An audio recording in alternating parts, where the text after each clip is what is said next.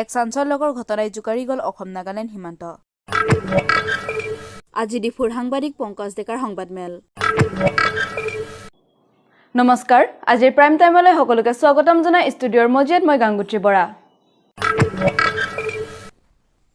অসম নাগালেণ্ড সীমান্তত তীব্ৰ উত্তেজনা। বোকাজানত ড্ৰাগছ মাফিয়া আৰু আৰক্ষীৰ সংঘৰ্ষ। আৰক্ষীৰ গুলীত ড্ৰাগছ মাফিয়া নিহত।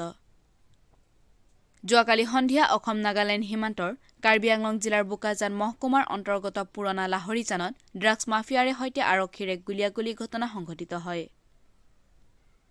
জানিব পৰা অনুসৰি দিলাই আৰক্ষী চকীৰ অন্তৰ্গত পুৰণা লাহৰীজানত দিছাপুৰ চান্দে বজাৰ পথেৰে প্ৰায় ২-৩ জনীয়া এটা ড্ৰাগছ সৰবৰাহকাৰী দল খোজকাঢ়ি আহি থকা গোপন খবৰ লাভ কৰি পুৰণা লাহৰীজানৰ পহৰা আৰক্ষী চকীৰ আৰক্ষীয়ে তাৎক্ষণিক নাকা তালাচী স্থাপন কৰে।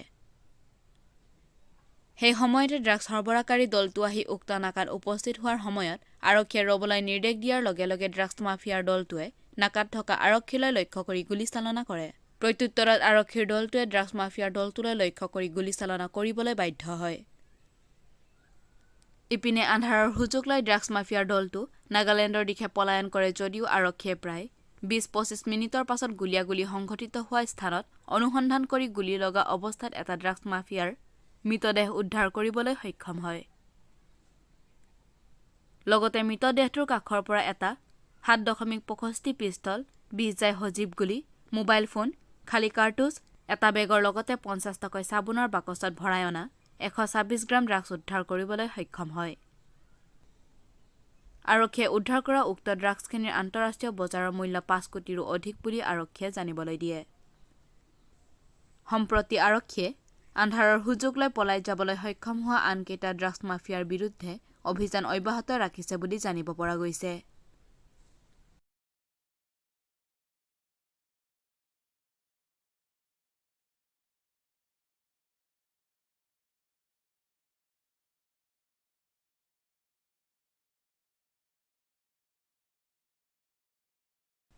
Bureau report 365 news India.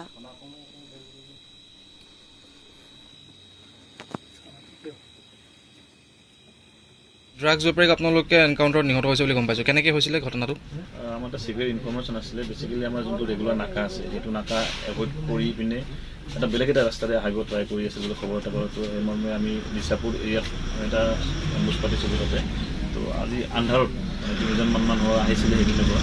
আমি তেওঁলোকক ৰখাৰ কাৰণে ষ্টপ কৰিবৰ কাৰণে আমি ইংগিত দিছিলোঁ, কিন্তু তেওঁলোকে মানে আমাৰ সেই নুশুনি পিনে ডাইৰেক্ট ফায়াৰ ওপেন কৰিলে আৰু আমিও মানে কণ্ট্ৰল ফায়াৰ কৰোঁ তেওঁলোকৰ ওপৰত।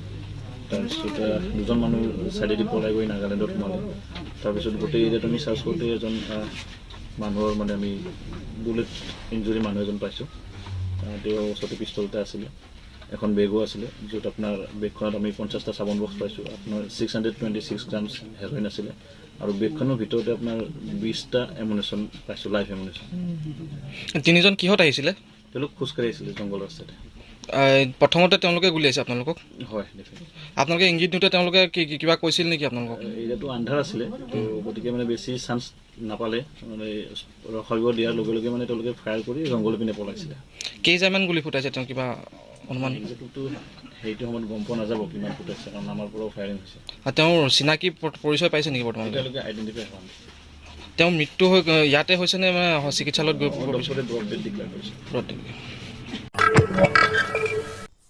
আজি দিনৰ ১:৩০ বজাত কাৰ্বি আংলং জিলাৰ ডিফুৰ চুকাফা ভৱনত সাংবাদিক পংকজ ডেকাই এখনি সংবাদমেল আয়োজন কৰে। ডিফুৰ এগৰাকী ব্যৱসায়ী অশোক গুপ্তাই উত্থাপন কৰা অভিযোগৰ ভিত্তিত পংকজ ডেকাৰ ওপৰত হোৱা প্ৰতিক্ৰিয়াৰ ন্যায় বিচাৰি আজিৰ এই সংবাদমেল আয়োজন। সাংবাদিকৰ আগত তেওঁ তথ্য সহকাৰে নিৰ্দোষী বুলি প্ৰমাণ আগবঢ়ায় আৰু প্ৰমোদ দাসৰ দৰে কালিকা হনা সাংবাদিক তেওঁ নহয় বুলি জানিবলৈ দিয়ে। এই বিষয়ে মই অলপমান ক'ব বিচাৰোঁ। যোৱা ২১/১০/২০২১ চনৰ তাৰিখে ডিফু প্ৰেছ ক্লাব কাৰ্বি আংলং আৰু ডিফু প্ৰেছ ক্লাব আৰু district press club of Karbi Anglong যৌথ উদ্যোগত জইণ্টলি এখন প্ৰেছ মিট কল কৰা হৈছিলে নিজৰ কাৰ্যালয়ত ৪টা বজাত। তো ইয়াৰ আগতে যিটো আমাৰ district press club of Karbi আংলঙৰ ছেক্ৰেটাৰী মহাশয় তেখেতে গ্ৰুপত পোষ্ট কৰিছিলে আৰু সেই গ্ৰুপত 21 তাৰিখলৈকে মই আছিলোঁ, কিন্তু আজিৰ তাৰিখত মই সেই গ্ৰুপৰ পৰা নিজেই মই আঁতৰি আহিলোঁ, ওলাই আহিলোঁ। যি নহওক, সেই গ্ৰুপত 21 তাৰিখে 4টা বজাত মিটিং আছে বুলি তাত কোনো মোৰ নাম উল্লেখ কৰা নাছিলে। আৰু তাৰ আগতে মই যিটো হাউচৰ বিলং কৰিছিলোঁ, নিউজ ফাৰ্ষ্ট কাৰ্বি আংলঙত মই কাম কৰিছিলোঁ এগৰাকী সাংবাদিক হিচাপে, সেই নিউজ ফাৰ্ষ্ট কাৰ্বি আংলঙৰ হাউচলৈ যিটো প্ৰকৃততে প্ৰয়োজন আছিল, এখন শ্ব'কজ লেটাৰ বা এক্সপ্লেনেশ্যন কল দিবলৈ প্ৰয়োজন আছিল। আৰু দ্বিতীয় কথা, মোলৈকো প্ৰেৰণ কৰা দৰকাৰ আছিল, কিন্তু মোলৈকো প্ৰেৰণ কৰা নহ'ল, মোকো দিয়া নহ'ল। আৰু নিউজ ফাৰ্ষ্ট কাৰ্বি আংলঙৰ চিফ এডিটৰ বা আমাৰ CEO কাৰো হাতত দিয়া নহ'ল। যি কি নহওক, 4টা বজাত মিটিং কল কৰা হৈছে ডিষ্ট্ৰিক্ট প্ৰেছ ক্লাব কাৰ্বি আংলঙৰ নিজৰ অফিচত, তেওঁলোকৰ নিজৰ কাৰ্যালয়ত। তাত মই গ'লোঁ, আগতেও কেতিয়াবা পাৰিলে যাওঁ, কেতিয়াবা মোৰ নিজৰ দেহাৰ শৰীৰৰ কথা আছে, কেতিয়াবা মই ফিজিকেলি ফিট নাথাকিব পাৰোঁ, মোৰ নিজৰ ঘৰৰ কাম থাকিব পাৰে, বিভিন্ন কাৰণত কেতিয়াবা মই যাব নোৱাৰিব পাৰোঁ, কিন্তু সচৰাচৰ মই যিমান প্ৰায় চেষ্টা কৰোঁ মই উপস্থিত থাকিবৰ কাৰণে। যিয়ে নহওক, সেইদিনাখনো ঠিক তেনেকৈ গ'লোঁ, কাৰণ কেলৈ মোৰ মনত কোনো ভয় সংকোচ নাই, মই কোনো বেয়া কাম কৰা নাই। এজন যদি এইটো কথাই হয় প্ৰকৃততে মোক, কাৰণ কেলৈ সেই প্ৰেছ ক্লাবত যেতিয়া আমাৰ ছেক্ৰেটাৰী ডাঙৰীয়াই প'ষ্ট কৰিছে তাত মোৰ নাম উল্লেখ কৰা নাছিলে। মোৰ বিৰুদ্ধে বা মোৰ নামত এখন শ্ব'কজ ন'টিছ এক্সপ্লেনেশ্যন লেটাৰ কোনো দিয়া হোৱা নাছিলে। যেতিয়া প্ৰেছ ক্লাবত মিটিং কল কৰিছে তেতিয়া গৈ পালোঁ, গৈ পোৱাৰ পিছত মিটিং আৰম্ভ হ'ল। মিটিং আৰম্ভ হৈছে, তাত বিভিন্ন ছিনিয়ৰ ৰিপৰ্টাৰ ডিফুত বিশেষকৈ আছে যদিও সেইদিনাখন ছিনিয়ৰ ৰিপৰ্টাৰ মই কাকো দেখা নাপালোঁ। একমাত্ৰ চলাংদ কাকতখনৰ মুখ্য সম্পাদক মাননীয় শ্ৰীযুত বৰচিৰিং লংফাৰ ডাঙৰীয়াৰ নেতৃত্বত, লগতে district press club of Karbi আংলঙৰ সভাপতি মিষ্টাৰ দিগন্ত তেৰণ আৰু সম্পাদক ডেনিয়েল চনবে, তেখেত ডিষ্ট্ৰিক্ট প্ৰেছ ক্লাবৰ কাৰ্বি আংলঙৰ সম্পাদক, তেখেতসকলৰ নেতৃত্বত আৰু বিগত কালচোৱাত মই যিসকল লগত সহকৰ্মী, মোৰ ভাতৃপ্ৰতি, মোৰ বন্ধু, মোৰ কলিগছ কাম কৰিছিলোঁ, ফিল্ডত একেলগে গৈছিলোঁ, তেখেতসকল সাংবাদিকসকল আছিলে। কিন্তু এটা কথা মই তাত লক্ষ্য কৰিছোঁ, বহুতকেইজন ইয়াত ছিনিয়ৰ ৰিপৰ্টাৰ বা জুনিয়ৰ ৰিপৰ্টাৰ বহুতকেইজন থাকি গ'ল বা আহিব নোৱাৰিলে বা খবৰ দিয়া নহ'ল, কিবা এটা কাৰণত তেওঁলোকে নাহিলে। যিয়ে নহওক, তাত মই যেতিয়া গৈ বহিছোঁ, মিটিং আৰম্ভ কৰিছে। মিটিং আৰম্ভ কৰোঁতে বৰচিৰিং লংফাৰ ডাঙৰীয়াই, তেখেত স্বনামধন্য এগৰাকী লেখক, মই তেখেতক আজিও শ্ৰদ্ধা কৰোঁ বা সন্মান কৰোঁ। তেখেতে পোনপ্ৰথমে যিখন মোৰ বিৰুদ্ধে কমপ্লেইন লেটাৰ উলিয়াইছে, সেই কমপ্লেইন লেটাৰখন অশোক গুপ্তাই দিয়া বুলি কৈছে। অশোক গুপ্তাই এই কমপ্লেইন লেটাৰখনত কি লিখিছে, সংক্ষেপতে মই চুটিকৈ চমুকৈ ব্ৰিফলি ক'ব বিচাৰোঁ যে কমপ্লেইন এগেইনষ্ট মিষ্টাৰ পংকজ ডেকা। আৰু ইয়াত গোটেই ইতিমধ্যে যোৱা 21 তাৰিখৰ পৰা এই কথাটো চলি আছে আজিৰ তাৰিখলৈকে, আৰু পৰৱৰ্তী কালচোৱাত এই বিষয়ে পাব্লিচিটিও কৰা হৈছে। সকলোতে নহয়, সকলো পেপাৰ বা সকলো চেনেলতে নহয়, কিন্তু এটা চেনেলত আৰু বাদ বাকী 2-3খন পেপাৰত প্ৰকাশ পাইছে। সেই কথাখিনি আপোনালোকে সকলোৱে অৱগত, আপোনালোকে নিশ্চয় সেই কথাখিনি নিশ্চয় জানে।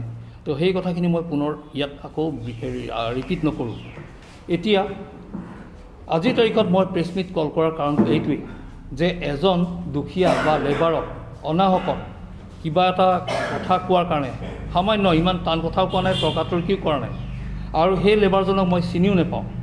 তেওঁ ইতিমধ্যে স্বীকাৰ কৰিছে যে মই তেওঁক চিনি নাপাওঁ আৰু তেওঁ মোক চিনি নাপায়, কিন্তু তেওঁক চিনাকি কৰাই দিয়া মানুহ হৈছে মিণ্টু দাস, ইয়াৰে ল'ৰা। মিণ্টু দাসে মোৰ ওচৰত কিবা এটা আশা কৰি পেলাই লৈ আহিছিলে।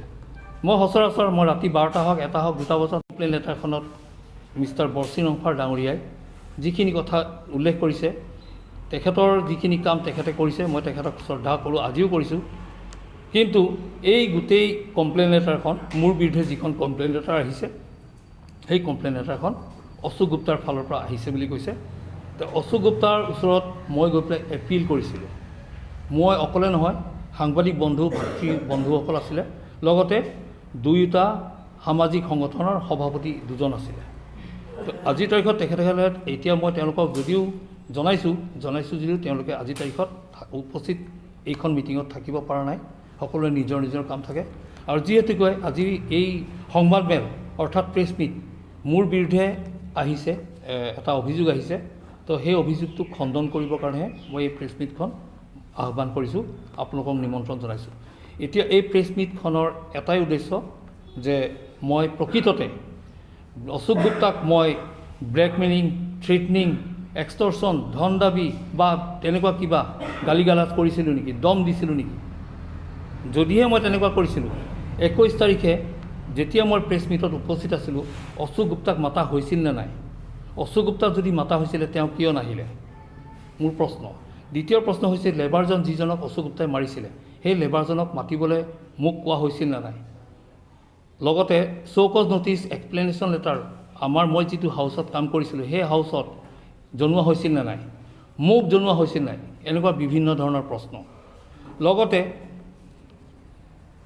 এগৰাকী সমাজৰ বা ভাৰতীয় গণতান্ত্ৰিক দেশৰ, আমি যিহেতুকে ডেম'ক্ৰেটিক কাণ্ট্ৰি বুলি কওঁ, ইয়াত ফ্ৰীডম অফ স্পীচ সকলোৰে আছে বুলি মই ভাবোঁ।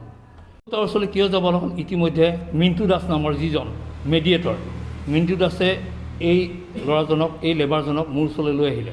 তেতিয়া আমি সকলোৱে আলোচনা বিলোচনা কৰি আমি অশোক গুপ্তাৰ ওচৰলৈ এটা আবেদন, এটা এপিল জনাবৰ কাৰণে তেখেতৰ ওচৰলৈ, মানে লেবাৰজনে মাৰ খাইছে, তেওঁ অনাগত দিনত হয়তো কামলৈ যাব নোৱাৰিব, ভৰিত দুখ পাইছে, মোক দেখুৱাইছে ভৰিখন। তেতিয়া ময়ো মানুহ আৰু মই এসময়ত তেনেকুৱা লেবাৰ হয়তো মই বিগত কালচোৱাত কৰি আহিছোঁ, কাৰণ মই কোনো ধনী ঘৰৰ ল'ৰা নহয়। তো সেই গতিকে লেবাৰজনক সহায় দিয়াৰ তেখেতৰ যিটো অনুভূতি, তেখেতৰ যিটো অনুভৱ, মাৰ খাইছে, সেইটো মোক কোনেও মাৰা নাই। মই বিগত কালচোৱাত হয়তো হাজিৰা কৰিব কৰিছিলোঁ, কিন্তু বিগত কালচোৱাত মই নেখালোঁ। তেওঁতো এজন মানুহ, তেওঁৰ এখন ঘৰ আছে, তেওঁৰ এখন অন্তৰ আছে। সেইটো মই মনত ভাৱ লৈ মোৰ লগত যিসকল সহপাঠী বা এই সহকৰ্মী আছিলে, ভাতৃপ্ৰতিম সাংবাদিক বন্ধুসকল আছিলে, বা এই সামাজিক সংগঠনৰ যিসকল প্ৰেছিডেণ্ট আছিলে, তেখেতসকলৰ লগত আলোচনা কৰি আমি একেলগে সকলোৱে গ'লোঁ। গৈ পেলাই অশোক গুপ্তাৰ ওচৰত এটা আবেদন কৰিব গৈছিলোঁ, এটা এপিল কৰিব গৈছিলোঁ যে ডাঙৰীয়া, বেয়া নাপাব, আজি আপোনাক এটা আমনি কৰিবলৈ আহিলোঁ বা আপোনাৰ দোকানলৈ আহিব লগা হ'ল, বাধ্য হ'ল, এনেকুৱা কথাৰ কাৰণে আহিব লগা হ'ল। আপুনি এই ক্ষেত্ৰত কি ক'ব বিচাৰে? সেইখিনিয়ে তেতিয়া প্ৰথম অৱস্থাত তেখেতে ডিনাই কৰিছিলে, তেখেতে মই একো কৰা নাই বুলি কৈছিলে। কিন্তু তথাপিতো শেষত তেখেতে স্বীকাৰ কৰিবলৈ বাধ্য হ'ল। অলৰেডি ইতিমধ্যে লেবাৰজনে ক'লেই যে মই তাক মাৰিছিলোঁ, মোৰ খং উঠিছিলে, মই খঙত মাৰি দিলোঁ, কিবা আইৰণ পাইপ নে কিবা পাইপেৰে তেওঁ মাৰিলে, আঘাত কৰিলে। তো যিয়ে নহওক, এতিয়া আপুনি ডাঙৰীয়া, আপুনি কৰিলে ঠিক আছে বাৰু, খং উঠিলে আপুনি মাৰি দিলে। এতিয়া বৰ্তমান আপুনি কিবা এটা দিয়াৰ ব্যৱস্থা কৰি দিয়ক। তেখেতে চলিব কেনেকৈ? ঘৰ সংসাৰ আছে, তেখেতে ক'ত যাব, কেনেকৈ চলিব? আপুনি মেডিকেলৰ খৰচা এটা যদি দিব পাৰে, দিয়াৰ ব্যৱস্থা কৰক। আৰু যদিহে আপুনি তেওঁৰ খাদ্যৰ কিবা ব্যৱস্থা কৰিব পাৰে, আহাৰৰ চাউল, দালি, চাহপাত, এইখিনি বৰ বেছি নহয়, দিব পাৰে। যদি আপুনি কিমান দিন দিব পাৰে মই কোৱা নাই, এবছৰ দিব পাৰে, এমাহ দিব পাৰে, এসপ্তাহ দিব পাৰে, বা 10 দিনৰ কাৰণে দিব পাৰে, মই কোৱা নাই। আপুনি কিবা এটা ব্যৱস্থা কৰি দিয়ক। সেই কথাখিনি লৈহে আপোনাৰ ওচৰলৈ আহিছোঁ, আপুনি সেইখিনি ব্যৱস্থা কৰি দিয়ক। তাৰ বাহিৰে কোনো যিখিনি কথা কমপ্লেইন লেটাৰত, যোৱাবাৰ মিটিঙত, প্ৰেছ মিটত যৌথভাৱে ডিষ্ট্ৰিক্ট প্ৰেছ ক্লাব আৰু ডিফু প্ৰেছ ক্লাবৰ উদ্যোগত যৌথভাৱে যি সংবাদমেল, যি প্ৰেছ মিট কল কৰা হৈছিলে, যিখিনি মোৰ বিৰুদ্ধে অভিযোগ আনিছিলে, সেইখিনি সম্পূৰ্ণ ভুৱা, ভিত্তিহীন, আৰু ইয়াৰ কোনো তথ্য প্ৰমাণ নাই। কাৰণ যদিহে প্ৰমাণ আছে তেতিয়াহ'লে দেখুৱাব লাগিছিলে। ধন্যবাদ। অশোক গুপ্তাই আপোনাৰ ওপৰত কেনেধৰণৰ এলিগেশ্যন লগাইছিল?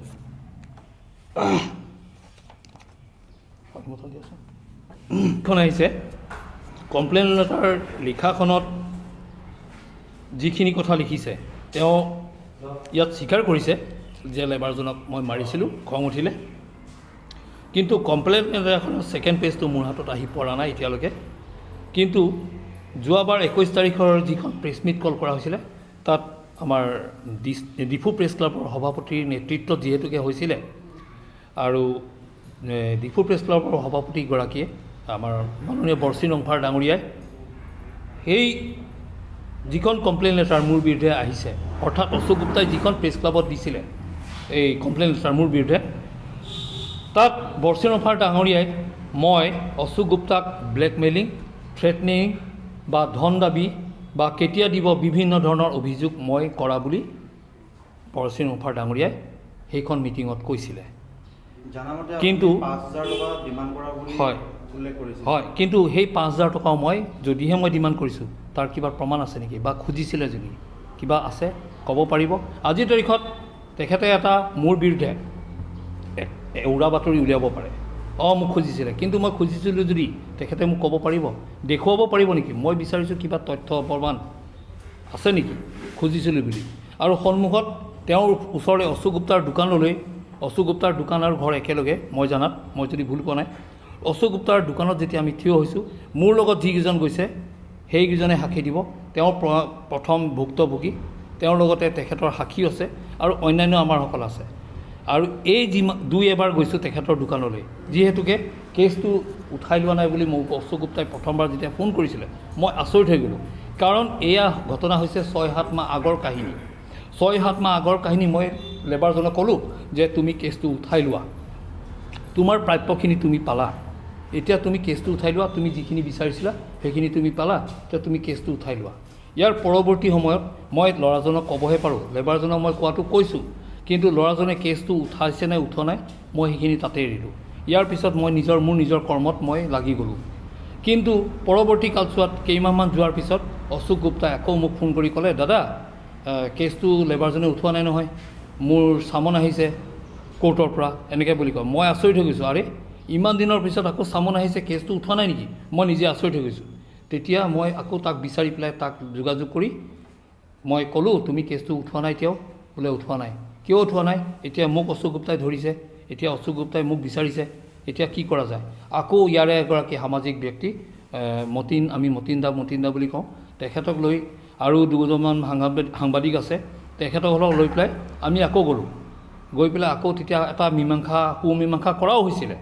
কিন্তু পৰৱৰ্তী কালচোৱাটো দুটা প্ৰেছ ক্লাবত জনাই দিলে লিখিতভাৱে কমপ্লেইন লেটাৰ দিলে মোৰ বিৰুদ্ধে মই যাবলৈ বাধ্য হ'লোঁ মই যোৱাটো যামেই বাধ্য হোৱা নহয় মই যামেই কাৰণ কেলৈ মই কোনো ভুল কৰা নাই মই কোনো চুৰি কৰা নাই মই কোনো কাকো দম দিয়া নাই মই গ'লোঁ 21 তাৰিখৰ দিনা প্ৰেছ মিটত মই গ'লোঁ গৈ পেলাই তাত গৈ পেলাই সম্পূৰ্ণ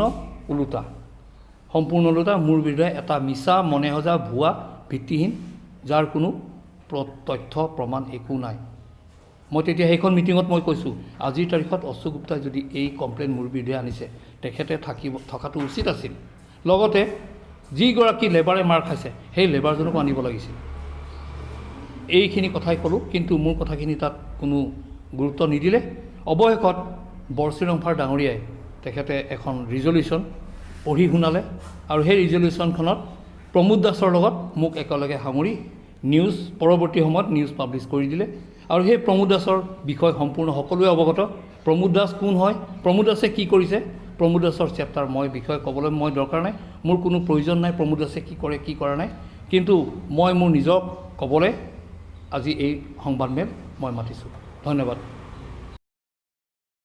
ডিফুৰ পৰা অজিত গগৈৰ প্ৰতিবেদন 365 নিউজ ইণ্ডিয়া আজিৰ প্ৰাইম টাইমৰ পৰা মই বিদায় লৈছোঁ চাই থাকিব 365 নিউজ ইণ্ডিয়া